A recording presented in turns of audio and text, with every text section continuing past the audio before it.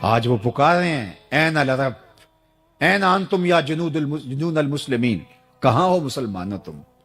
نہتے لڑ رہے ہیں، نہتے لڑ رہے ہیں۔ لیکن یہ بات ذہن میں رکھیے گا کہ حق کبھی دبا نہیں کرتا۔ الاسلام یالو ولا یولا علیہ، اسلام ہمیشہ غالب رہے گا۔ اور پھر اس خطے کے بارے میں تو اللہ کے محبوب کے فرامین بہت واضح ہیں۔ دمشق کے دروازوں پر اور بیت المقدس کے آس پاس ایسے لوگ قیامت تک موجود رہیں گے کہ لوگوں کا ان کو تنہا چھوڑ دینا ان کو نقصان نہیں پہنچائے گا۔ اور فرمایا کہ وہ حق پر کھڑے رہیں گے یہاں تک کہ حضرت امام مہدی اور حضرت عیسیٰ کے عساکر کے ساتھ شامل ہو جائیں گے۔ اور وہ منظر کتنا دل فریب ہوگا جب حضرت عیسیٰ تشریف لائیں گے، اور یہ اس وقت امت 3 حصوں میں بٹ چکی ہوگی، اور یہ بالکل حالات اب ادھر جا رہے ہیں۔ ایک حصہ کٹ چکا ہوگا، شہید ہو چکا ہوگا، ایک فرار کا راستہ اختیار کر چکا ہوگا، بزدلوں کا ٹولہ، اور ایک لڑ رہے ہوں گے۔ حضرت عیسیٰ ان کے پاس آئیں گے، اللہ اکبر، اور انہیں کہیں گے کہ اب بتاؤ کیا کرنا ہے، میں بد دعا کرتا ہوں یہ غرق ہو جائیں گے، یا پھر یہ ہے کہ ان کے خلاف ہم لڑنے کے لیے تیار ہیں۔ تو وہ کہیں گے کہ ہم لڑ کے جہاد کر کے فتح حاصل کرنی ہے۔ حضرت عیسیٰ علیہ السلام کی ہمراہی میں جہاد اسلام ہوگا۔ اللہ اکبر، صحیح بخاری کی روایت ہے، تمام رجال ثقہ ہیں، میں اب میری زبان نہ کھل جائے، بڑی کوشش کی گئی کسی طرح سے حضرت امام مہدی کے نزول والی حدیثوں کو ضعیف قرار دیا جائے، آج سے چند سال پہلے محققین بٹھائے گئے کسی ملک میں، لیکن نہیں کر سکے۔ اور یہ حدیث بخاری میں ہے، اور اس سے ملتی جلتی باقی صحیح حدیث میں بہت ساری حدیث ہیں۔ اللہ کے محبوب علیہ السلام فرماتے ہیں کہ وہ وقت آئے گا کہ پھر جب حضرت عیسیٰ علیہ السلام کے انفاس کی خوشبو سے ہی دجال پگھلنا شروع ہوگا، اور یہ فرار کا راستہ اختیار کرے گا، اور فرمایا مقام لد پہ قتل کر دیا جائے گا، بھاگتا ہوا، اللہ اکبر، بھاگتا ہوا مارا جائے گا۔ وہ جو جس پہ ناز ہے، اور وہ کہتے 1000 سال حکومت اس کے آنے پہ ہم کریں گے، اور ہیکل سلیمانی بنانے کے لیے یہ بیتاب ہیں، اور وہ تخت داؤدی جو رکھا ہوا ہے انگلینڈ کے اندر، وہ یہاں ہیکل سلیمانی میں رکھنے کے لیے بیتاب ہے کہ یہاں آ کے ہمارا مسیحا بیٹھے گا۔ وہ ان کا مسیحا بھاگتا ہوا مارا جائے گا، اور یہاں 6 ماہ کے بچے بھی سینے پہ گولیاں کھا رہے ہیں۔ یہ مسلمان کا جذبہ ہے، یہ ان کی طاقت ہے۔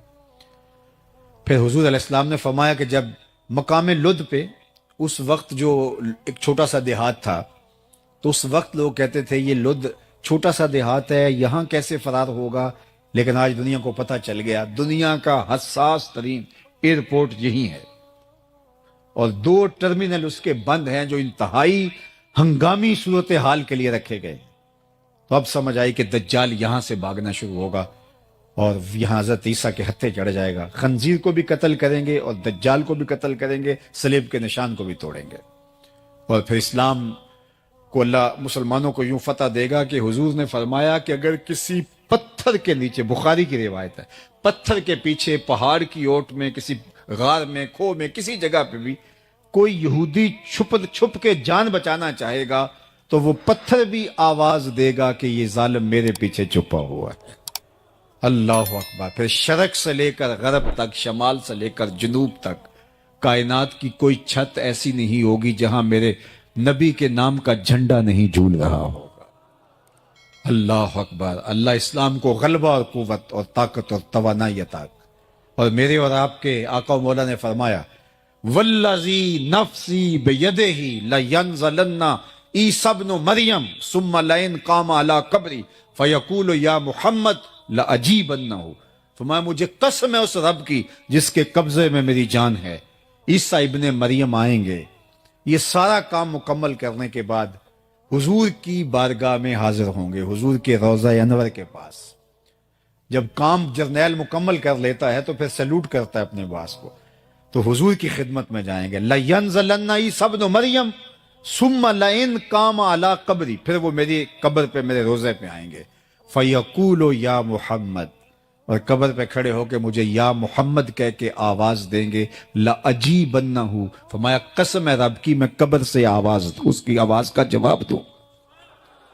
اللہ اکبر، وہ منظر اللہ نے نصیب کرنا ہے. دعا کرو اللہ ہماری نسلوں کو امام مہدی کے ساکر میں شامل کرے، حضرت عیسیٰ کے لشکروں میں شامل کرے.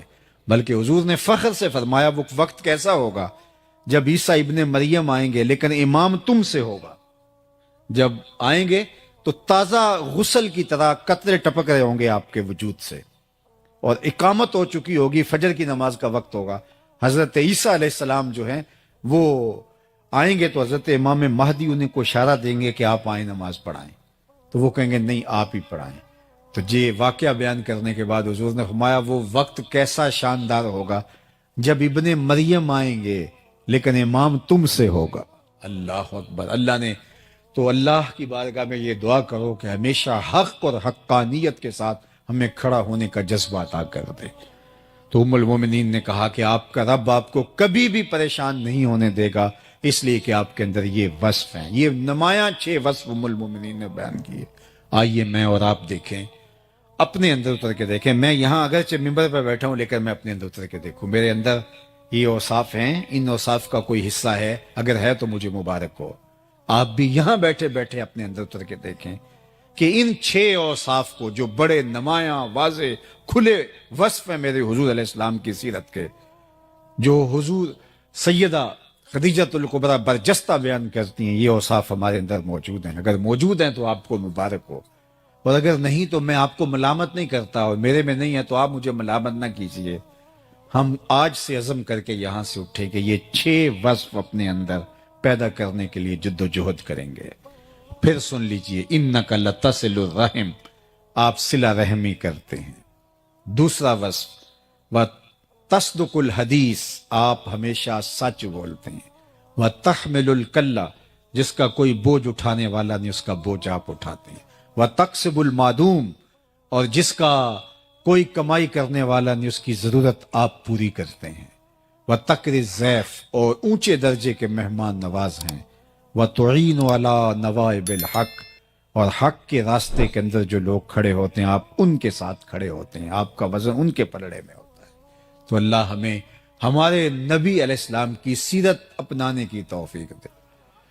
اللہ کے محبوب علیہ السلام کی سیرت اور اسوہ انور کو سمجھنے کے لیے آقا کریم کے قریب ترین لوگوں سے اگر ہم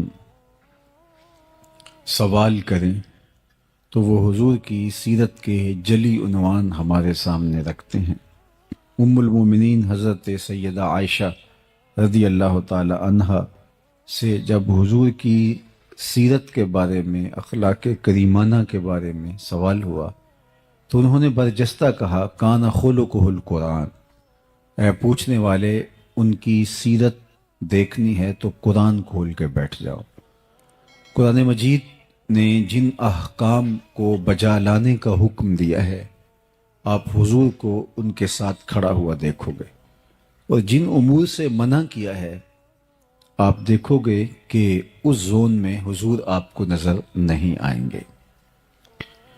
حضرت ام المومنین سیدہ خدیجۃ الکبریٰ رضی اللہ تعالی عنہا، جو حضور علیہ السلام کی وہ زوجہ محترمہ ہیں کہ جنہوں نے حضور کے کردار سے متاثر ہو کر ہی حضور سے نکاح کیا تھا. جب میسرہ غلام نے آ کر کے بتایا سفر شام میں حضور کے کردار کی کہانی ان کے سامنے رکھی تو انہوں نے حضور علیہ السلام کو پیغام نکاح بھیج دیا. اب آقا کریم علیہ السلام کے ساتھ ان کی رفاقت کا ایک طویل عرصہ گزرا. تقریباً نکاح کے 15 سال بعد حضور علیہ السلام کے قلب اطہر پر نزول وحی جب ہوئی تو قرآن تو وہ ہے کہ اگر پہاڑوں پہ بھی اترے تو وہ بھی ریزہ ریزہ ہو جائیں. یہ تو حضور علیہ السلام کا قلب انور تھا جو اس کو سہار گیا، لیکن اس کا ایک احساس تھا. تو آقا کریم گھر پلٹے پہلی وحی کے نزول کے بعد، اور آپ کو ایسے تھا جیسے سردی لگ رہی ہو، تو کہا زملونی، مجھے چادر اوڑھا دو. تو ام المومنین سیدہ خدیجۃ الکبریٰ رضی اللہ تعالی عنہا نے حضور کے کندھوں پہ چادر ڈال دی اور آقا کریم نے فرمایا مجھے اندیشہ جاں ہے، تو فرمایا کہ آپ کا رب آپ کو کبھی بھی ضائع نہیں ہونے دے گا۔ کیوں؟ اس کی وجہ بیان فرمائی اور برجستہ بیان فرمائی۔ بخاری میں ہے، باقی کتب حدیث میں ہے، اہل سیر نے اس پر تفصیل سے لکھا، 5 یا 6 کلمات انہوں نے ارشاد کیے۔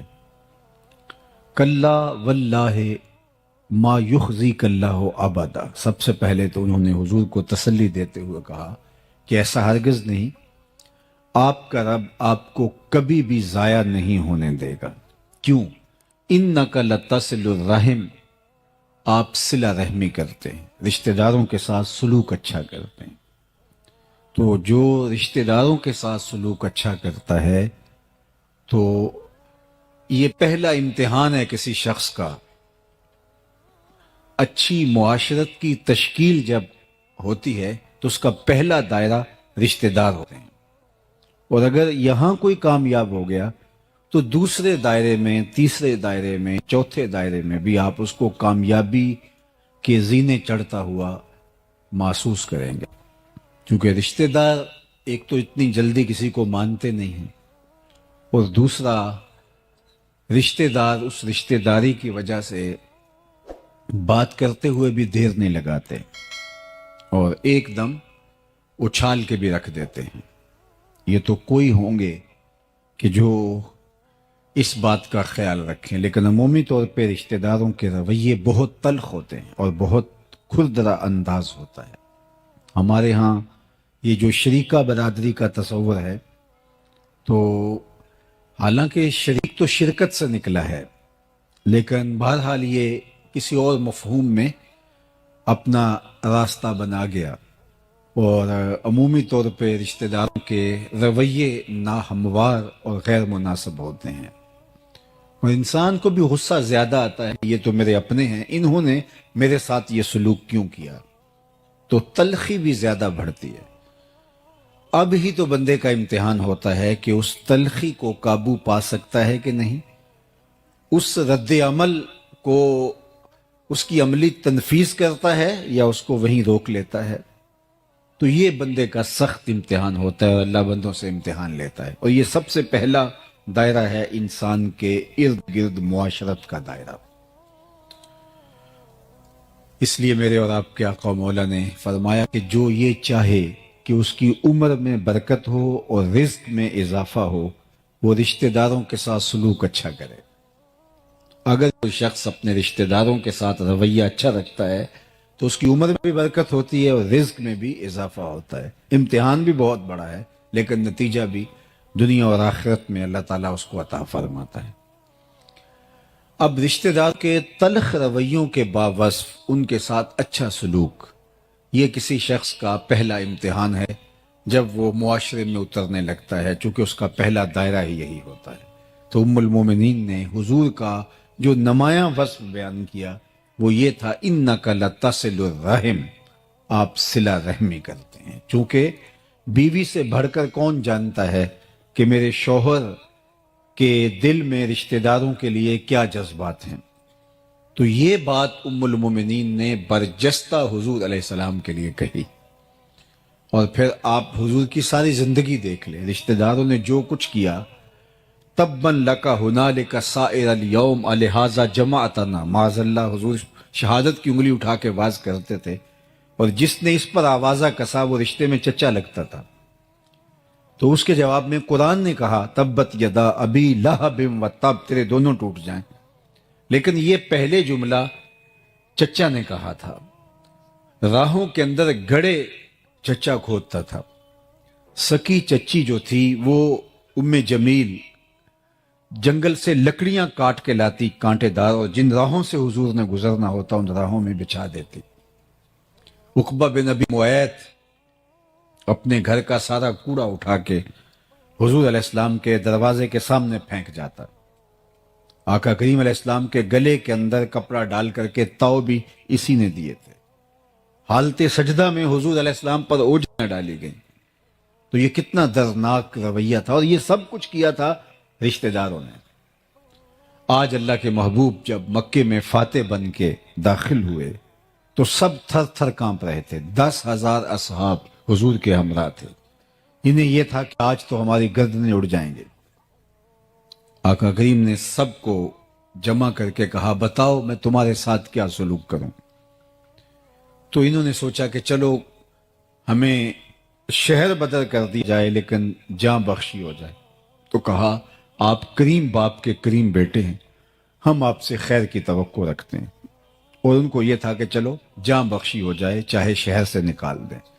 لیکن ان کی آنکھیں پھٹی کی پھٹی رہ گئیں جب میرے اور آپ کے آقا و مولا حضور رحمت عالم نے فرمایا اذهبوا انتم الطلقاء, جاؤ تم آج کے بعد سارے آزاد ہو, اور میں تمہیں وہی کہوں گا جو میرے بھائی یوسف علیہ السلام نے اپنے بھائیوں کو کہا تھا لا تثریب علیکم اليوم, آج تمہارے اوپر کوئی مؤاخذہ نہیں.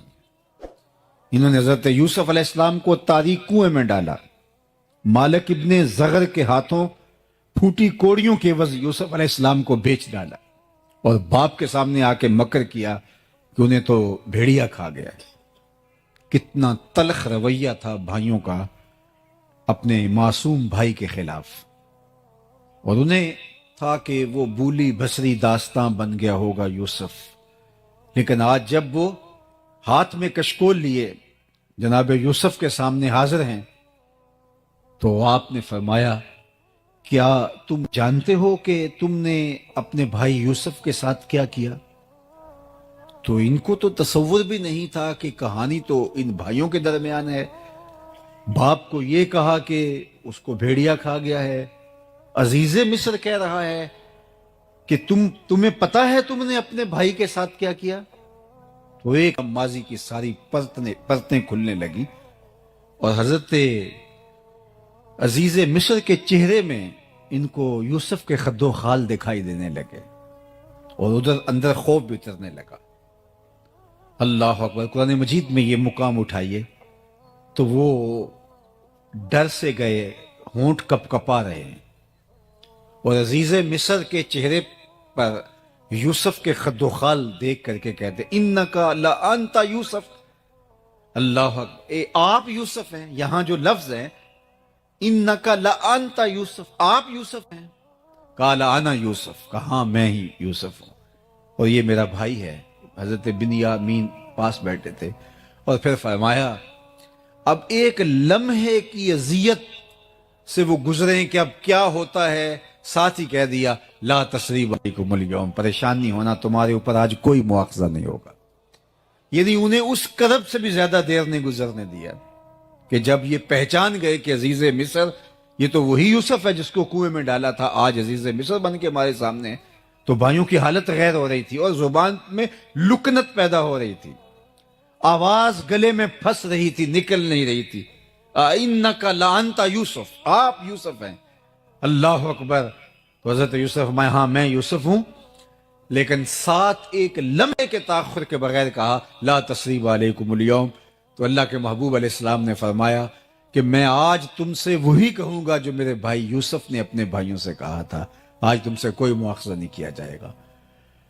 عثمان بن طلحہ یہ کعبۃ اللہ کا کلید بردار تھا, اور اللہ کے محبوب علیہ السلام نے اس سے کہا کہ کعبۃ اللہ کا دروازہ کھولو, میں اندر جا کے نوافل ادا کرنا چاہتا ہوں, نماز پڑھنا چاہتا ہوں, اللہ کے حضور سجدہ ریز ہونا چاہتا ہوں. اس نے انکار کر دیا, نہیں میں آپ کے لیے کعبہ کا دروازہ نہیں کھول سکتا. وقت گزر گیا, آج حضور فاتح بن کے داخل ہوئے تو فرمایا این عثمان بن طلحہ, عثمان بن طلحہ کہاں ہے؟ تو کپ کپاتا ہوا حاضر ہوا. فرمایا لاؤ کعبۃ اللہ کی کلید. دروازہ کھولا, حضور اندر اترے, بتوں کو توڑا, سجدہ ریزیاں کی اللہ کے حضور, واپس پلٹے تو سب صحابہ منتظر تھے کہ یہ دیکھیے یہ کس کو ملتا ہے. عثمان بن طلحہ کو تو دوبارہ چابی نہیں ملے گی, اب دیکھیے کس کا مقدر کھلتا ہے, اور یہ کعبۃ اللہ کی کلید برداری کا اعزاز کس کو ملتا ہے. سب حسرتیں لیے کھڑے تھے, لیکن حضور جب باہر تشریف لائے فرمایا عثمان بن طلحہ کہاں ہے؟ تو حاضر خدمت ہوا تو حضور نے اس کے ہاتھ میں چابی رکھتے ہوئے فرمایا یہ چابی میں تم کو دے رہا ہوں, قیامت تک یہ چابی تیری نسلوں سے بھی کوئی نہیں چھین سکے گا سوائے ظالم کے. آج بھی یہ جو شیبی خاندان ہے کعبۃ اللہ کا کلید بردار, یہ حضرت عثمان بن طلحہ کی اولاد سے ہے. تو جب اس نے حضور کا یہ سلوک دیکھا تو آگے بڑھ کے آقا کریم کے ہاتھ پہ بیعت اسلام کر لی۔ تو یہ سلوک تھا اللہ کے محبوب کا، صلہ رحمی کا یہ عالم تھا، یہ حضور کی سیرت ہے۔ ہم چھوٹی چھوٹی بات پہ کہتے ہیں اگر تم ایک بات کرو گے تو ہم 10 باتیں کریں گے، ایک قدم پیچھے ہٹو گے تو ہم 10 قدم پیچھے ہٹیں گے، تم اگر پتھر مارو گے، اینٹ مارو گے تو ہم پتھر اٹھا لیں گے۔ تو یہ تو کوئی بات نہ ہوئی، یہ تو ہم اس سے آگے بڑھ گئے۔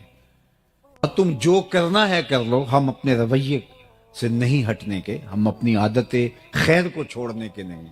ایک بزرگ وضو کر رہے تھے پانی کنارے، تو ایک بچھو تھا جو ایک درخت کی ٹہنی پر پانی کے بہاؤ پہ جا رہا تھا، اور کبھی کوئی تیز جو ہے وہ لہر آتی تو وہ ڈوب جاتا، پھر اپنے آپ کو بڑی ہمت سے اس لکڑی کے ساتھ آ کے وابستہ کرتا۔ تو ان کے دل میں رحم جاگا، تو ہاتھ ڈال کر کے اس کو باہر نکالنے کی کوشش کی، تو اس نے اپنی فطرت کے مطابق ان کے ہاتھ پہ ڈنگ مار دیا۔ درد ہوا تو ہاتھ جھٹکا اور پھر گر گیا، پھر دوبارہ اس کو نکالنے کے لیے ہاتھ ڈالا تو پھر اس نے ڈنگ لگا دیا۔ یہ 7 مرتبہ ہوا۔ تو پاس کھڑے ان کے جو شاگرد تھے انہوں نے کہا حضرت یہ اتنا نصیب ہے کہ ہر بار آپ کو ڈنگ مارتا ہے اور آپ پھر بھی مصر ہیں اس کو نکالنے کے لیے۔ تو فرمایا کہ اس کے پلے ہے یہ، جب وہ اپنی بری خصلت سے باز نہیں آتا، میں اپنی اچھی عادت سے باز کیسے آ جاؤں؟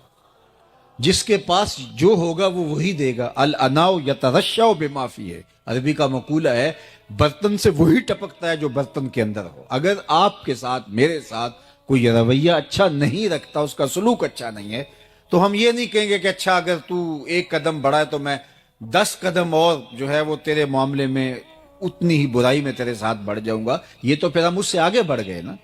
ہم کہیں گے نہیں، تجھے بھی ایک دن جیت لیں گے محبت کے زور پر۔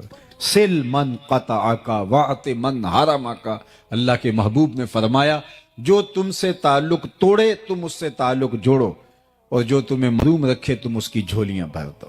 ہاں تمہارا یہ حق ہے کہ اگر رشتہ دار شر کا منبع و مصدر ہے تو آپ اس سے محتاط ضرور ہو سکتے ہیں، لیکن یہ نہیں ہے کہ وہ مشکل میں پھنس جائے، وہ تکلیف میں ہو، وہ اذیت میں ہو تو آپ اس وقت جو کہیں کہ اب میں اس کا سر کچل کے رکھ دوں، نہیں۔ بہترین صدقہ وہ ہے جو ناراض رشتہ دار کو دیا جائے جو تمہارا مخالف ہو، چونکہ نفس مانتا ہی نہیں ہے اس صدقے کے لیے۔ آپ کہیں گے کہ اس نے تو ناک میں دم کر رکھا ہے، اور اگر اس کو بھی کھڑا کر دیا اور یہ بھی اگر جو ہے وہ صاحب ثروت ہو گیا تو یہ تو میرے لیے مشکل کھڑی کر دے گا۔ تو نہیں، اس کی مدد کرو اگرچہ اس کا رویہ تلخ سے تلخ کیوں نہ ہو۔ تو پہلا کردار جو ام المومنین نے حضور کا بیان کیا وہ یہ تھا کہ انک لتصل الرحم، آپ کا رب آپ کو کبھی تنہا نہیں چھوڑے گا اور نہ آپ کو بے آبرو ہونے دے گا، اس لیے کہ آپ صلہ رحمی کرتے ہیں۔ دوسرا وصف حضور کا انہوں نے بیان کیا، وَتَحْمِلُ الْكَلَّ، جس کا کوئی بوجھ نہیں اٹھاتا اس کا بوجھ آپ اٹھاتے ہیں۔ اپنے بوجھ تو سارے ہی اٹھاتے ہیں، اوروں کے لیے جینا یہ زندگی ہوتی ہے۔ یہ تو ہم درختوں سے سیکھ سکتے ہیں، درخت اپنی چھاؤں میں کبھی خود نہیں بیٹھے، خود دھوپ میں جلستے ہیں، لیکن جو ان کے دامن میں آئے تو اس کو وہ ٹھنڈک فراہم کرتے ہیں۔ درختوں نے آج تک اپنا پھل خود نہیں کھایا، لوگوں کو دان کرتے ہیں۔ اوروں کے لیے جینا یہ زندگی ہے۔ دریاؤں نے اپنا پانی کبھی خود نہیں پیا، یہ اوروں کو سیراب کرتے ہیں۔ بادل خود اپنا پانی جو ہے وہ نوش جان نہیں کرتے، وہ اوروں کو دان کرتے ہیں۔ اوروں کے لیے جینا، اوروں کے لیے زندگی گزارنا، یہ زندگی کا حسن۔ کمائی کرنے والا نہیں، آپ اس کے لیے کام کرتے ہیں، اس کے لیے مزدوری کرتے ہیں، کام کرتے ہیں، اس کے لیے تجارت کرتے ہیں۔ اللہ اکبر، یہ حضور کا وصف نمایاں ہے۔ اللہ اکبر، کہ لوگوں کے لیے حضور علیہ الصلوۃ والسلام کمائی کریں، تجارت کی ہے حضور نے، کس لیے؟ دوسروں کام آنے کے لیے۔ میں اور آپ سویر سے لے کر شام تک اور شام سے لے کر سویر تک اپنے آپ کے بارے میں سوچتے ہیں۔ علماء نے لکھا، یہ اچھی طرح مجھے اور آپ کو ذہن نشین ہونا چاہیے اور یہ زندگی کا ماٹو بنا لیں ہم۔ رزق کمانے کی 3 نیتیں ہیں، ان نیتوں کے استحضار کے ساتھ رزق حلال کمانا عین عبادت۔ سب سے پہلی نیت جس کے لیے ہمیں رزق کمانا چاہیے، وہ تجارت ہے، مزدوری ہے، کھیتی باڑی ہے، وہ ملازمت ہے یا کوئی اور عمل، ہم رزق اس لیے کمائیں کہ اپنے آپ کو سوال کی ذلت سے بچائیں، چونکہ ہماری ضرورتیں ہمارے ساتھ جڑی ہیں۔ اس بدن کو 2-3 وقت کھانا چاہیے، گرمی اور سردی کے لیے لباس چاہیے، سر ڈھانپنے کے لیے چھت چاہیے، گھر چاہیے، بیمار پڑ جائیں تو دوائی چاہیے، یہ ہماری ضرورتیں ہیں۔ تو اگر ہم خود نہیں کمائیں گے تو ہمیں ان ضرورتوں کو پورا کرنے کے لیے کسی کے آگے ہاتھ پھیلانا پڑے گا۔ تو اس لیے رزق کمایا جاتا ہے کہ اپنے آپ کو سوال کی ذلت سے بچایا جائے، یہ پہلا مقصد ہے جو ہمیں ملحوظ ہونا چاہیے۔ دوسرا مقصد رزق کمانے کا اپنے زیر کفالت لوگوں کی ضرورتوں کی تکمیل، وہ بوڑھے ماں باپ ہیں، وہ اولاد ہے، بیوی ہے، یا آپ کے بہن بھائی آپ کے زیر کفالت ہیں، تو ان کی ضرورت، ان کی خوراک کی ضرورت، ان کی طبی ضرورت، ان کی تعلیم کی ضرورت اور ان کی دیگر ضرورتوں کی تکمیل۔ تو یہ دوسرا مقصد ہے رزق کمانے کے لیے۔ اس کے لیے پردیس کاٹا جاتا ہے، اس کے لیے دن رات ایک کیا جاتا ہے، تاکہ میرے بچوں، میرے ماں باپ، میرے اعزا و اقربا جو میرے زیر کفالت ہے، ان کی ضرورت میرے ذمہ ہے، تو میں آپ دکھ سہ لوں گا لیکن ان کی ضرورت کو پورا کروں گا۔ یہ دوسرا مقصد ہے رزق کمانے کا۔ تیسرا مقصد رزق کمانے کا یہ ہے، اور یہ ہماری نیت میں شامل ہونا چاہیے کہ اللہ تو مجھے میری ضرورت اور میرے زیر کفالت لوگوں کی ضرورت سے اگر زیادہ عطا کرے گا تو میں ان کی ضرورت پورا کروں گا، ان کی ضرورت کی تکمیل کروں گا جو کسی وجہ سے کما نہیں سکتے، اپاہج ہیں، لاچار ہیں، اراملہ ہیں، مساکین ہیں، یتاما ہیں، غربا ہیں، مفلوق الحال ہیں، کثیر العیال ہیں، کوئی بھی سبب ہے جس کی وجہ سے ان کی ضرورتیں پوری نہیں ہوتی۔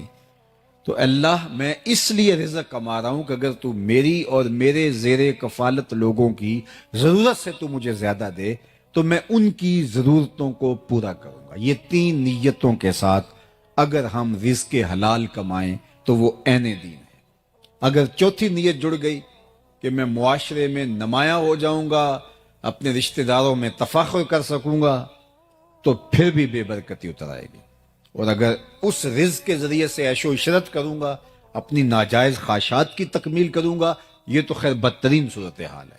صرف تفاخر کروں میں باقی رشتہ داروں کے اندر بھی، میاں میں تم سے امیر ہوتا ہوں، اور میں ان پر تفوق کا اظہار کر سکوں، یہ بھی نیت میں کہیں چھپا ہوا، تو وہ رزق آپ کو بے چین کر دے گا، سکون نہیں آنے دے گا، اور وہ رزق جو ہے وہ پھر دنیا کا مال بن کے رہ جائے گا جو تمہارے لیے بہت کڑے اور سخت حساب کا ذریعہ ہوگا۔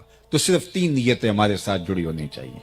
اللہ مجھے رزق دے، میں اپنی ضرورت کو پورا کروں، میں اپنے بچوں کی، اپنے زیر کفالت لوگوں کی ضرورت کو پورا کروں، اور اگر تو مجھے میری اور میرے بچوں کی ضرورت سے زیادہ عطا کرے تو پھر میں معاشرے کے ان لوگوں کی ضرورت کو پورا کروں جو کسی وجہ سے اپنی ضروریات کی تکمیل نہیں کر پاتے۔ یہ ہیں 3 نیتیں۔ ان نیتوں کے ساتھ جو تاجر اپنے ٹھیے پہ بیٹھ کے مزدوری کرتا ہے تو بظاہر وہ کوئی یہاں ممبر پہ بیٹھ کے واز نہیں کر رہا، لیکن کیا کہا؟ التاجر الصدوق الامین مع النبیین یوم القیامہ، وہ سچا تاجر قیامت کے دن پیغمبروں کے ساتھ اٹھایا جائے گا۔ کتنی بڑی بات، چونکہ اس کی نیت میں فرق نہیں ہے، اس کی نیت صرف یہ 3 چیزیں ہیں، اور اگر اس کی نیت پھیل گئی، آگے بڑھ گئی اور وہ شر کے زمرے میں آتی ہو تو پھر سب کچھ برباد ہو گیا۔ اسی طرح وہ مزدوری کرتا ہے تو القاسب حبیب اللہ، وہ مزدوری کرنے والا اللہ کا حبیب ہے، یہاں تک کہ جو اس کو تھکن لگتی ہے مزدوری کرتے ہوئے، کاروبار کرتے ہوئے، حتیٰ کہ ذہنی تھکن ہوتی ہے اس کو جو کاروباری مصروفیات کی وجہ سے، لوگوں کے تلخ رویے ہیں کاروبار میں سہنے پڑتے ہیں، تو اس کا بھی اللہ اس کو اجر عطا کرتا ہے۔ بلکہ کاشتکار ہے تو اس کی فصل سے جو چڑیاں چگ کے لے جاتی ہیں، اللہ اس کو بھی اس کے نامہ اعمال میں صدقے کے ثواب کی صورت میں لکھتا ہے، اس لیے کہ اس کی نیت کا خلوص جو ہے اس کو کہاں سے کہاں لے جاتا ہے۔ تو یہ 3 نیتیں میرے ساتھ اور آپ کے ساتھ جڑی رہنی چاہیے۔ میں مختلف اداروں میں بھی جانا ہوتا ہے، یونیورسٹیز میں بھی، کالجز میں بھی، تو وہاں بچے ڈاکٹر بن رہے ہیں، انجینئر بن رہے ہیں، تو ان کو کہتا ہوں کہ یہ ابھی سے اپنی نیت میں شامل کر لو. یہ ٹھیک ہے. بہت سارے لوگ پردیش میں جاتا ہوں تو وہاں بھی میں دوستوں کو کہتا ہوں ایک ایک خاندان کو اٹھاؤ، دو دو خاندانوں کو اٹھا دو. ایک گلی کے اندر 10 سے 15 گھر ہوتے ہیں تو ان میں سے عموماً متوسط لوگ ہوتے ہیں تو 2 یا 3 گھر غریب ہوتے ہیں، باقی 2-4 گھر امیر ہوتے ہیں، باقی متوسط ہوتے ہیں. اگر ہم صرف اپنی گلی کو اپنے ذمے لے لیں کہ ہم اپنی گلی میں کسی کو بھوکا نہیں سونے دیں گے، اس گلی کے غریب لوگ ہمارے ذمے ہیں، ان کے بچوں کی تعلیم ہمارے ذمے، ان کی شادیاں ہمارے ذمے، صرف ایک ایک گلی کو اپنے ذمے ہم لے لیں تو ایک اچھا صالح پاکیزہ معاشرہ جو ہے وہ تشکیل پاتا ہے. لیکن جب ہم خود غرضی کی زندگی گزاریں گے تو پھر معاشرہ اسی طرح کا ہوگا جس طرح اس وقت پایا جاتا ہے. اور ہمارا دین صرف ہمیں سجدے کرنے کی تلقین نہیں کرتا، ہمارا دین ہمیں ہمسایوں کا خیال رکھنے کی تلقین بھی کرتا ہے. میرے اور آپ کے آقا و مولا نے فرمایا اس قدر مجھے ہمسایوں کے حقوق کے بارے میں تاکید کی گئی کہ مجھے لگا کہ وہ وراثت میں حقدار نہ ٹھہرا دیا جائے. اور ہم نے تو یہ پڑھا ہے کہ اگر ہمسایہ بھوکا سو جائے تو 40 دن نمازیں قبول نہیں ہوتی. یہ ہمارا دین ہے. میرے اور آپ کے آقا و مولا نے یہاں فرمایا اپنے گوشت کی خوشبو سے غریب ہمسائے کو تکلیف نہ دو، یا تو تھوڑا پانی زیادہ ڈال لو، شوربے کی پیالی ہمسایوں کے گھر بھی بھیج دو. اور اگر ایسا نہیں کر سکتے تو ایسے زاویے میں، ایسے وقت میں، ایسی جگہ پہ اس کو پکاؤ کہ غریب تک اس کی مہک نہ پہنچ سکے. بچے تو بچے ہیں، ضد کر بیٹھے تو ان بچوں کی ضد کو کون پورا کرے گا؟ پہر کو سلا دیتی ہے بچوں کو وہ اس ڈر سے گلی میں پھر کھلونے بیچنے والا نہ آ جائے. اپنی دولت کی نمائش نہ کریں کہ لوگ اذیت میں مبتلا ہو جائیں. میں نے تو فقہا سے یہ بھی جو ہے وہ سنا ہے کہ آپ حج اور عمرہ کر کے آتے ہیں تو اس کی بھی بار بار لوگوں کو باتیں نہ سنائیں کہ غریب آدمی اس سے بھی جو ہے وہ اذیت میں آئے گا کہ میرے پاس بھی یہ چیزیں ہوتی تو میں بھی جو ہے وہ چلا جاتا، تو وہ بھی اذیت میں آ جائے گا. اس طرح کسی نے کہا تھا امیر آدمی آسائش نہ چھوڑے نمائش چھوڑ دیں تو غریبوں کی جان سوکھی ہو سکتی ہے. تو ہمیں ان 3 نیتوں کے استحضار کے ساتھ رزق کمانے کی تلقین کی گئی ہے. ہم اوروں کے لیے جئیں، اور جب ہم اوروں کے لیے جینا شروع کر دیتے ہیں تو پھر ہماری زندگی کے اندر جو طمانینت آتی ہے اس کو کسی ترازو پہ نہیں تولا جا سکتا. ہم ایسے جینا شروع تو کریں، ہم یہ سمجھیں کہ یہ ہمسائے کے بچے میرے بچے ہیں اور ان کی ضرورت میرے ذمے ہے اور یہ میرے ذمے ہیں، اور معاشرہ اس طرح کس طرح صالحیت کے سانچے میں ڈھل جائے گا. مساجد کی انجمنیں جو ہیں یہ صرف اپنا سارا زور مولوی صاحب کے اوپر نہ دیں کہ ان کو کس طرح ہم نے قابو میں رکھنا ہے. یہ پورے محلے کو دیکھیں کوئی غریب بھوکا تو نہیں سوتا، یہ ذمہ داری ہے اس کی، یہ اس کے منصب کے اندر شامل ہے. اسی طرح جو زعماء ہیں، سیاسی زعماء ہیں معاشرے میں جن کو اللہ تعالیٰ نے مقام دیا ہے، صرف یہ نہیں ہے کہ بندہ خود کر سکتا ہو. اللہ نے ان لوگوں کی بھی مذمت کی ہے کہ جو خود تو نہیں کر سکتا لیکن دوسروں کو بھی اس کی ترغیب نہیں دیتا تو وہ بھی پکڑا جائے گا. وَلَا يَحُدُّ عَلَىٰ طَعَامِ الْمِسْكِينِ فَوَيْلٌ لِّلْمُصَلِّينَ الَّذِينَ هُمْ عَنْ صَلَاتِهِمْ سَاهُونَ الَّذِينَ هُمْ يُرَاءُونَ وَيَمْنَعُونَ الْمَاعُونَ. تو یہاں پہلے فرمایا کہ أَرَأَيْتَ الَّذِي يُكَذِّبُ بِالدِّينِ فَذَلِكَ الَّذِي يَدُعُّ الْيَتِيمَ وَلَا يَحُدُّ عَلَىٰ طَعَامِ الْمِسْكِينِ، کہ یہ وہ بد نصیب شخص ہے جو لوگوں کو ترغیب نہیں دیتا کہ فلاں یار غریب ہے اس کی مدد کو پہنچو. خود اس کے پاس دولت ہے، وہ تو بہت بڑے امتحان میں ہے، اس کو تو ڈھونڈ کر کے دینا چاہیے، لیکن وہ خود اس اہلیت میں نہیں ہے کہ وہ لوگوں کی مدد کر سکے. لیکن وہ لوگ جو غریب ہیں وہ اس کی نظر میں ہیں اور اس کا اثر ان پہ بھی چلتا ہے جو صاحب ثروت ہیں. تو وہ ان کو اگر نہیں کہتا، وہ کہتا ہے مجھے کیا لگے اور میں ان کا احسان اپنے اوپر کیوں لوں، ان کو ترغیب دے کہ ان کی مدد کرواؤں، مجھے کیا لگے. تو اللہ تعالیٰ نے سورہ الماعون کے اندر جہاں مذمت کی منافقوں کی، اس کی بھی کی کہ اس کی بد نصیبی کیا ہے، وَلَا يَحُدُّ عَلَىٰ طَعَامِ الْمِسْكِينِ. اور سورہ البلد کے اندر فرمایا أَلَمْ نَجْعَلْ لَهُ عَيْنَيْنِ وَلِسَانًا وَشَفَتَيْنِ وَهَدَيْنَاهُ النَّجْدَيْنِ فَلَاقْتَحَمَ الْعَقَبَةَ وَمَا أَدْرَاكَ مَا الْعَقَبَةُ فَكُّ رَقَبَةٍ أَوْ إِطْعَامٌ فِي يَوْمٍ ذِي مَسْغَبَةٍ يَتِيمًا ذَا مَقْرَبَةٍ. وہاں ارشاد ہونٹ دیے ہیں لیکن تو ان کے حق میں کیوں نہیں بولا، تو نے ان کی غربت کی آواز دوسروں تک کیوں نہیں پہنچائی. تو یہ ہماری ذمہ داریوں میں شامل ہے کہ ہم اپنے اعتراف پہ غور کریں کہ کوئی بندہ اگر بھوکا مر گیا تو وہ بوجھ ہمارے ذمے ہے، لیکن ہماری بے حسی، پوری دنیا کی بے حسی نے آج انسانیت کو خانوں میں بانٹ دیا ہے۔ بلکہ میں تو کہتا ہوں کہ جو الگ الگ اچھے اچھے ٹاؤنز بن رہے ہیں، یہ بھی غریبوں اور امیروں کی بستیاں الگ الگ ہو رہی ہیں۔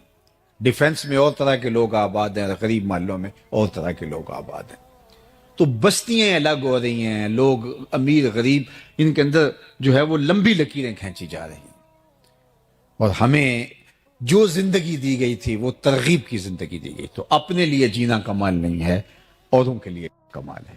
تو یہ حضور کا وصف نمایاں ہے جو ام المومنین نے بیان کیا، وَتَقْسِبُ الْمَعْدُومِ، جس کا کوئی کمائی کرنے والا نہیں، آپ اس کی کمائی کرتے ہیں۔ سیرت اس لیے نہیں ہوتی، یا میلاد اس لیے نہیں ہوتا، یا جلسہ اس لیے نہیں ہوتا، یا تقریر اس لیے نہیں ہوتی کہ میں تقریر کروں اور آپ نعرے لگاتے تھکے نہ، اور آپ کہیں کمال کر دیا، کبھی پھول پھینکے کبھی نوٹ پھینکے۔ یہ مجھے اور آپ کو بھولا ہوا سبق یاد دلانا ہوتا ہے، اپنے آپ کو بھی اور آپ کو بھی۔ مجھے اس سیرت کے عنوان سے اپنے لیے ڈھونڈنا ہے کہ میرے اور آقا و مولا جن پہ ہم درود پڑھتے ہیں ان کی تو زندگی یہ تھی، تو کیا میں ان کی زندگی کے کتنا قریب ہوں، میرے اندر کہاں تک ہے یہ، میں نے زندگی میں کتنے دکھیوں کو، کتنے دف حضرت عبد الرحمن 30,000 غلام آزاد کیے۔ تو ہمیں لوگوں کو، مصیبتوں میں پھنسے ہوئے لوگوں کو آزاد کرنا چاہیے۔ اس دور کی جو غلامی ہے، معاشی بحران ہیں، اذیتیں ہیں، اس میں لوگوں کو ان کے پاؤں پہ کھڑا کریں، ان کی ضرورتوں کی تکمیل کریں۔ یہ میرے حضور کی سیرت ہے، اور سیرت بیان اس لیے کی جاتی ہے کہ اس سیرت کو ہم اپنے اندر اتاریں اور اپنے اس کا عکس اپنے اندر پائیں، تاکہ ہمارے آقا خوش ہوں۔ صرف سن کے کہ واہ سبحان اللہ، یہ ہم صرف ان کو بیان کر کے اور سبحان اللہ کہہ دیں، نہیں۔ دین کا تقاضا ہم سے یہ ہے کہ ہم قسمت کا رزق ساتھ لے کے آتا ہے اور برکت چھوڑ کے جاتا ہے۔ ہمارا کچھ نہیں کھاتا، اپنی قسمت کا ہمارے دسترخوان سے کھاتا ہے، اور ہمارے دسترخوان سے کھانے کی وجہ سے ثواب بھی ہمیں ملتا ہے، عزت بھی ہمیں ملتی ہے، اور وہ برکت بھی چھوڑ کے جاتا ہے۔ اس لیے خوش دلی کے ساتھ مہمانوں کا استقبال کیا جائے، ان کو کھانا کھلایا جائے۔ اللہ اکبر۔ آدھا فقر حضرت سیدنا شیخ عبد القادر الجیلانی علیہ رحمہ و رضوان فرماتے ہیں، آدھا فقر بھوکوں کو کھانا کھلانا اور برہنہ بدن لوگوں کو لباس پہنانا ہے۔ باقی چلے، ریاستیں، عبادتیں، نمازیں، سجدے، تہجدیں، اوراد، اشغال، وظائف، یہ باقی آدھا بنتا ہے۔ صرف آدھا بھوکوں کو کھانا کھلانا اور برہنہ بدن لوگوں کو لباس دینا ہے۔ فقیر اس بات پہ راضی ہوتا ہے کہ اس کا دسترخوان چلتا رہے، اٹ کھڑک کے دکڑ وجے تتا ہوئے چلہ، آن فقیر کھا کھا جامن راضی ہوئے بلا۔ فقیر کا مزاج یہ ہے کہ لوگ آئیں اور اس کا دسترخوان چلتا رہے، اسے خوشی ہوتی ہے جب اس کے دسترخوان سے کوئی لقمہ اٹھاتا ہے۔ تو یہ چوتھا وصف ام المومنین نے حضور کا بیان کیا۔ پانچواں وصف وتصدق الحدیث، حضور آپ نے کبھی جھوٹ نہیں بولا، آپ ہمیشہ سچ بولتے ہیں، آپ کا رب آپ کو کبھی ضائع نہیں ہونے دے گا۔ اب آئیے ہم یہاں رکتے ہیں کہ ہماری زندگی میں سچ ہے یا جھوٹ؟ تو قدم قدم پہ ہم جھوٹ بولتے ہیں۔ آج ہمارا تاجر کہتا ہے جناب جھوٹ نہ بولیں تو سودا نہیں بکتا۔ میں نے کہا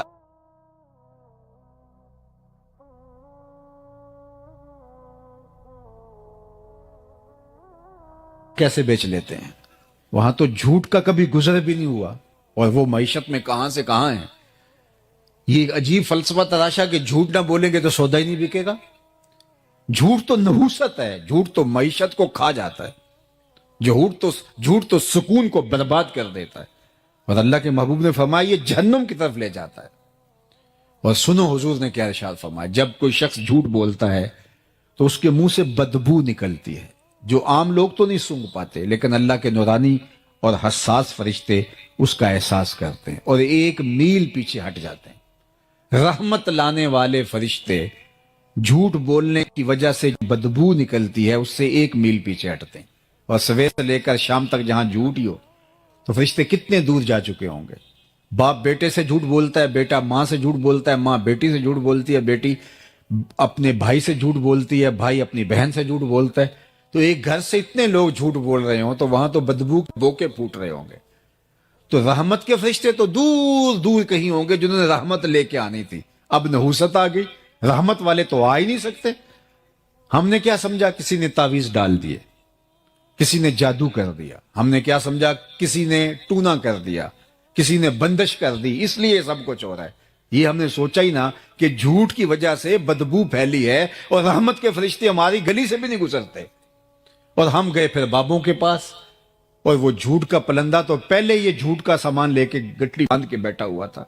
اس نے کہا تم تو ویلے سے آ گئے ہو، اگر نہ آتے تو یہ تعویذ چل جانے تھے، ککھ نہیں رہنا تھا تمہارا اگر تم 2 دن لیٹ ہو جاتے۔ پھر ہر اتوار کو اس ملنگ، اس بابے، اس عامل کی جو ہے وہ کیا اس کو کہتے ہیں، ٹھیا کہہ لیں یا آج کل جو بھی لفظ بولتے ہیں، وہاں جا کے جو ہے وہ چوکی بھرنی پڑتی ہے۔ اور اتنے بد نصیب ہوتے ہیں، کوئی 3 سال سے نہیں نہایا، کوئی 4 سال سے غسل نہیں کیا، کوئی گالیاں بکتا ہے، کوئی جو ہے وہ بےہودگی پہ اتر آتا ہے۔ اور روز اخبارات کے اندر آپ دیکھتے ہیں کہ بابے نے کیا کرشمہ کر کے رکھ دیا، اور عزتوں سے کھیلنے والے یہ لوگ ہوتے ہیں۔ اور وہاں رش لگا ہوتا ہے، وہاں بھاگم بھاگ ہوتی ہے۔ کیوں جی؟ یہ ہمارا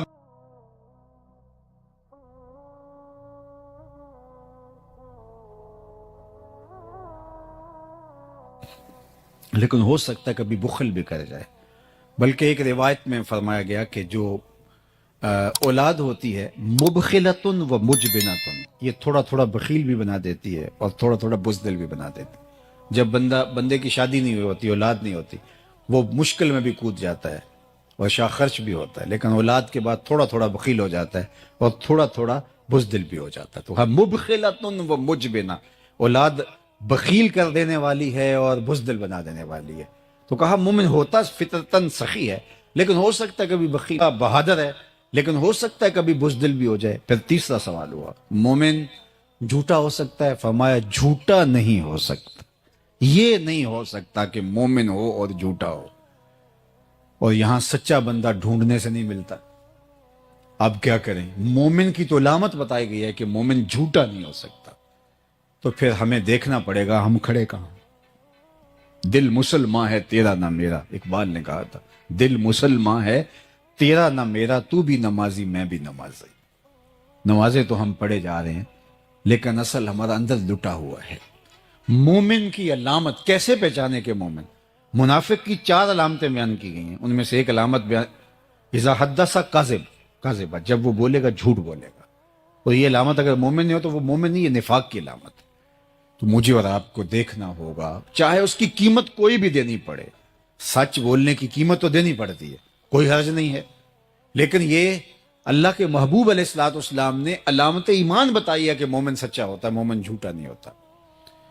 تو فرمایا وَتَصْدُقُ الْحَدِيث، آپ سچ بولتے ہیں۔ اور میں آپ کو بتاؤں کہ میرے اور آپ کے آقا و مولا اعلان نبوت سے قبل بھی صادق اور امین کہلاتے تھے۔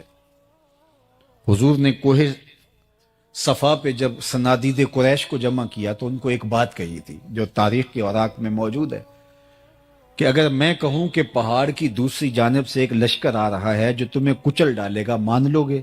انہوں نے کہا دیکھیں گے، نظر آیا تو فبہا، نظر نہ بھی آیا تو کہیں گے ہم اندھے ہیں آپ سچے ہو، کیونکہ ہم نے آپ کو کبھی جھوٹ بولتے نہیں سنا۔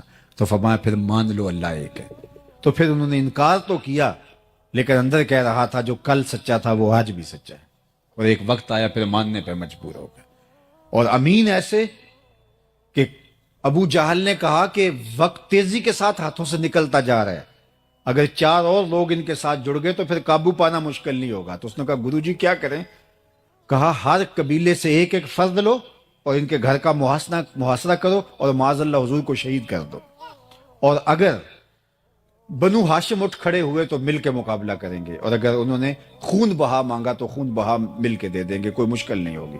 اور اتنے قبائل کے سامنے اکیلے بنو ہاشم نہیں کھڑے ہو پائیں گے، اور حضور کے گھر کا پھر محاصرہ کر لیا۔ اللہ اکبر۔ اور آپ جانتے ہیں کہ آقا کریم نے حضرت علی المرتضیٰ کو اپنے بستر پہ لٹایا اور کیا کہا؟ علی تم میرے بستر پہ لیٹ جاؤ، صبح اٹھنا، لوگوں کی امانتیں واپس کر کے تم بھی مدینے چلے آنا۔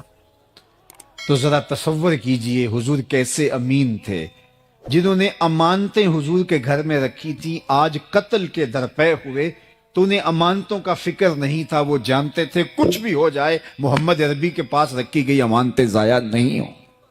یہ ہوتا ہے امین۔ اور پھر آقا کریم نے بھی فرمایا کہ تم امانتیں واپس دے کے آنا۔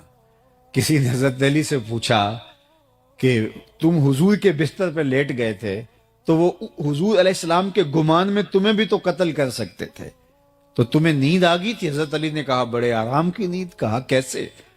کہا حضور نے کہا تھا علی تم میرے بستر پہ لیٹ جاؤ، صبح اٹھ کے امانتیں دے کے مدینے چلے آنا۔ مجھے یقین تھا میں صبح اٹھوں گا بھی، امانتیں بھی ادا کروں گا اور مدینے بھی پہنچوں گا، اس لیے کہ یہ میرے حضور نے فرما دیا تھا۔ اللہ اکبر! یہ ہے حضور کا کردار، حضور علیہ السلام کی زندگی۔ وَتَصْدُقُ الْحَدِيث، یہ ہمیشہ سچ بولتے ہیں۔ اور چھٹا وصف حضور کا وَتُعِينُ عَلَى نَوَائِبِ الْحَقِّ، ام المومنین نے کہا کہ جو حق کی راہ پہ لوگ موجود ہوتے ہیں ہم دیکھتے ہیں آپ ان کے ساتھ کھڑے ہوتے ہیں۔ ہم تو کہتے ہیں کہ ہمیں کیا لگے جی، ہمیں کیا غرض، ہم تو اپنے آپ کا دفاع کرتے ہیں، اپنے آپ کو بچاتے ہیں۔ سچ اور سچائی کے ساتھ کھڑا ہونا ہمارے مزاج میں نہیں ہے، اور اسی لیے پھر سچ بولنے والا تنہا رہ جاتا ہے اور معاشرہ اس کو کچل کے رکھ دیتا ہے، دوبارہ وہ عبرت کا نشان بن جاتا ہے، لوگ جو ہے وہ اس جگہ پہ کھڑا ہونے کو تیار نہیں ہے۔ سچ کے ساتھ کھڑا ہونا چاہے اس کی کوئی بھی قیمت دینی پڑے۔ حالات کی تلخیاں آج دیکھیے دنیا کے اوپر، آج 56-57 اسلامی ملک حق کے ساتھ کھڑے نہیں ہو پا رہے۔ فلسطین کے اندر جو قیامت بپا ہے، چند نہتے ٹینکوں سے توپوں سے لڑ رہے ہیں، اور 56-57 اسلامی ملک جن کی غیرت کا جنازہ نکل گیا۔ یہ OIC کا اجلاس ہوا ہے اور عرب لیگ کا، کتنے بے شرم لوگ ہیں، کیسے تصویریں اور جھنڈوں کے آگے کھڑے ہوئے تھے۔ تم نے کیا کیا ہے کہ یوں کھڑے سینہ تان کے تصویریں کھنچوا رہے؟ کہاں گئی تمہاری غیرت؟ دیبل کے ساحل پہ ناہید نامی ایک لڑکی نے پکارا تھا، اور حجاج بن یوسف کوئی اچھا شخص نہیں مانا جاتا، ظالم شخص تھا۔ حضرت حسن بصری رضی اللہ تعالیٰ عنہ تابعی ہیں، وہ فرمایا کرتے تھے اگر پچھلی امتوں کے لوگ اپنے سارے ظالم لے آئیں اور ایک پلڑے میں ڈال دیں، دوسرے پلڑے میں صرف حجاج بن یوسف کو ہم ڈال دیں تو یہ پلڑا پھر بھی بھاری ہوگا، اتنا بڑا ظالم تھا۔ لیکن اس نے دیکھا کہ محراب کے پیچھے آوازیں آ رہی ہیں، تو اس نے معلوم کیا تو پتہ چلا کہ دیبل سے ایک جہاز پہنچا ہے اور فریاد کی گئی ہے اور حجاج کو پکارا گیا ہے۔ پھر وہ اللہ کے قہر کی بجلی بن کے نازل ہوا۔ یہ ہماری تاریخ ہے۔ میرے استاد یہ کہا کرتے تھے کہ یہ نہ ہو کہ لوگ تمہیں پوچھے تم کون ہوتے ہو اور تم بتاؤ جناب ہم مسلمان ہوتے ہیں، یہ دیکھو مذہب کے خانے میں اسلام لکھا ہے۔ آپ فرمایا کرتے تھے نہ کسی کو پوچھنے کی نوبت آئے، نہ تمہیں بتانے کی ضرورت ہو، تم دور سے چلے آ رہے ہو، لوگ کہیں وہ دیکھو حضور کا غلام آ رہا۔ ہمارا عشق ہمارے نعروں سے جھلکتا ہے، ہمارا عشق ہماری پگڑی اور ہمارے جبے سے سمجھ میں آتا ہے، ہمارا عشق جو ہے وہ ہمارے اور رویوں سے سمجھ میں آتا ہے۔ نہیں، ہم اگر دکان پہ بیٹھے ہیں لوگ کہیں اس سے سودا لو، یہ عاشق رسول ہے، یہ 2 نمبر سودا نہیں دے سکتا، یہ 2 نمبر دوائی نہیں دے سکتا، اس لیے کہ یہ عاشق رسول ہے۔ ہم سے کوئی رشتہ کرنے آئے تو کہا بے دھڑک رشتہ کرو اپنی بیٹی کا، اس لیے کہ یہ عاشق رسول ہے، اور عاشق رسول کبھی بھی تمہاری بیٹی کی تذلیل نہیں کرے گا، اس کی عزت نفس پہ حرف نہیں آنے دے گا۔ میرا عشق میرے رویے سے پتہ چلے، ہمسایوں کے ساتھ سلوک سے میرا عشق پتہ چلے۔ اللہ کے محبوب علیہ السلام نے وضو کیا اور حضور کے پانی کو صحابہ نے زمین پہ نہیں گرنے دیا، اپنے ہاتھوں پہ لیا اور اپنے منہ پہ مل لیا۔ تو آقا کریم نے جب یہ منظر دیکھا ما یحملکم علی ھذا، صحابہ تمہیں اس بات پر کس نے ابھارا ہے، میں نے تو اس کا حکم نہیں دیا۔ انہوں نے کہا حب اللہ و رسولہ، اللہ اور اس کے رسول کے پیار نے ہمیں اس پہ آمادہ کیا ہے۔ اور واقعی یہ پیار کی علامت ہے کہ حضور کے وضو کے پانی کو بھی زمین پہ نہیں گرنے دیتے، بلکہ حضور نے ایک دفعہ پچھنے لگوائے اور ایک لگن میں خون جمع ہو گیا، تو حضور نے ایک صحابی کو کہا جاؤ ایسی جگہ بہا آؤ جہاں کسی کے قدم نہ پڑے، اور جا کے ایک پتھر کی اوٹ میں بیٹھ کے نوش جاں کر گئے۔ واپس پلٹے تو فرمایا بہا آئے ہو؟ جی حضور ایسی جگہ جہاں کسی کے قدم نہیں جا سکتے۔ تو مسکرا کے کہا لعلک شربت، شاید تم نے پی لیا ہے۔ کہا جی حضور۔ تو آقا کریم نے فرمایا یا غلام قد حررت نفسک من النار، اے بیٹے تو نے اپنے آپ کو آتش دوزخ سے بچا لیا ہے۔ اللہ کے محبوب علیہ السلام کے وضو کے پانی کو زمین پہ نہیں گرنے دیتے. حضور نے فرمایا صحابہ تم یہ کیوں کرتے ہو؟ کہ حب اللہ و رسول، اللہ اس کے رسول کی محبت. تو حضور نے اس کی نفی نہیں کی، لیکن کہیں محبت کا رخ ادھر ہی رہے اور دوسری چیزیں بھول جائیں. حضور نبی ہیں، اس لیے فرمایا جو چاہے اللہ اس کے رسول سے محبت کرے، اللہ رسول اس سے محبت کرے، اس کو 3 کام بھی کرنے چاہیے. ایک، جب بولے سچ بولے، جب اس کے پاس امانت رکھی جائے اس میں خیانت نہ کرے. اور تیسری بات فرمائی اس کی ہمسائیگی میں کوئی آ بسے تو مجاورت کا، ہمسائیگی کا حق ادا کرے. تو یہ 3 چیزیں کہیں فراموش نہ ہو جائیں تو میں اور آپ محبت کے اظہار کے اور جو سلیقے ہیں ان کو بھی اختیار کریں. میں خاموشی سے بات کرنے کا عادی ہوں، تو کسی نے کہا کہ یہ نعرے کو پسند نہیں کرتا. ایسا نہیں ہے، لیکن میں کہتا ہوں تھوڑا سا اپنے آپ کے اندر اتر کر کے دیکھو. پسند ناپسند کی بات نہیں ہے، ہم تھوڑا سا غور کریں. ہمارا عشق صرف نعرے میں نہیں رکھا گیا، نعرہ بھی محبت کا ایک اظہار ہے، میں انکار نہیں کرتا، لیکن ہم نے اپنے رویے کو دیکھنا ہے. ہم ہمسایوں کے ساتھ کیسے ہیں؟ ہم دکان پہ بیٹھے اس وقت بھی عاشق رسول ہیں؟ صرف جلسے میں عاشق رسول ہوتے ہیں. ہم دکان کے اوپر بیٹھے ہم عاشق رسول نہیں ہوتے. ہماری نماز مسجد میں ہوتی ہے اور ہم جب ٹوپی مسجد میں پھینک کے جاتے ہیں تو نماز بھی وہیں پھینک کے جاتے ہیں. لیکن اگر ہم اس نماز کو، اس سجدے کو، اس رکوع کو جو مسجد میں ادا کی دکان پہ بھی ساتھ لے آتے، اس کو کاروبار میں بھی ساتھ لے آتے، اس کو رشتہ داری میں بھی ساتھ اس نماز کو لے آتے. ہم دعائے قنوت میں کیا پڑھتے ہیں؟ وَنَخْلَعُ وَنَتْرُكُ مَن يَفْجُرُكَ، اللہ جو تیرے حکموں کو توڑے گا، تیری شریعت کا باغی ہوگا، ہمارا اس کے ساتھ کوئی تعلق نہیں ہے. لیکن ہم نے صرف قنوت میں پڑھا، عملی زندگی میں یہ نہیں ہوتا. تو اللہ نے فرمایا سو خرابی ہے ان نمازیوں کے لیے جو ٹکریں تو مار رہے ہیں لیکن نماز نہیں پڑھ رہے. جب نماز پڑھی ہے تو نماز رویوں میں اتر آئے. عاشق رسول ہیں تو عشق رویوں میں اتر آئے. یاری لا تو پاک نبی سنگ، اے پر پوری یاری، پھر درود قبول ہے تیرا لکھ نہ لو ایک واری. پھر لاکھ، سوا لاکھ، سوا کروڑ مرتبہ نہیں بھی پڑھا تو کوئی فرق نہیں پڑتا، وہ ایک بار بھی کافی ہو جائے گا، لیکن وہ اندر سے پڑھا ہو، تیری زبان بھی بولے، تیری روح بھی بولے، تیرا دل بھی بولے. تو آئیے میں اور آپ اپنے عشق کو حقیقی صورت اور شکل میں اپنی روحوں کے اندر اتار لیں تاکہ وہ عشق ہماری زندگی سنوار دے. عشق تو زندگی کو کہاں سے کہاں اٹھا کے لے جاتا ہے. وہ اور عشق ہے جو غالب کو نکما کر دیتا ہے. غالب نے کہا تھا نا، عشق نے غالب نکما کر دیا، ورنہ ہم بھی آدمی تھے کام کے. لیکن ایک شاعر احمد ہوا، اس نے غالب کا جواب دیا، عشق نے احمد معلّا کر دیا، ورنہ ہم تو آدمی تھے نام کے. یہ عشق تو سر بلند کر دیتا ہے، یہ تو اونچا کر دیتا ہے. تو میں اور آپ اگر دعویٰ عشق رسول رکھتے ہیں تو یہ چھوٹا دعویٰ نہیں ہے، یہ بہت بڑا ہے. یہ ہماری زبان سے چھل کے، ہمارے رویوں سے ٹپ کے، ہماری عادات سے اس کا ظہور ہو، ہماری رشتہ داریوں میں اس کی چمک دکھائی دے، ہماری دکان سے پھوٹ کے اس کا نور پھوٹے کہ یہ عاشق رسول ہوتا ہے. ایک اچھا حساس شہری بن کے عشق رسول ہمیں زندگی گزارنے کی تلقین کرتا ہے. تو فرمایا اگر تم چاہتے ہو کہ اللہ اس کے رسول سے پیار کرو اور اللہ اس کا رسول تم سے پیار کرے تو تمہارا یہ عمل کہ تم میرے وضو کے پانی کو زمین پہ نہیں گرنے دیتے اپنی جگہ پہ، لیکن یہ 3 کام کبھی فراموش نہ کرنا. ہمسائے کے حق کا خیال رکھنا، امانت ہو تو اس کو پورا ادا کرنا، اور جب بھی بولنا تمہاری زبان پر ہمیشہ سچ کے سوا کچھ نہیں ہونا چاہیے.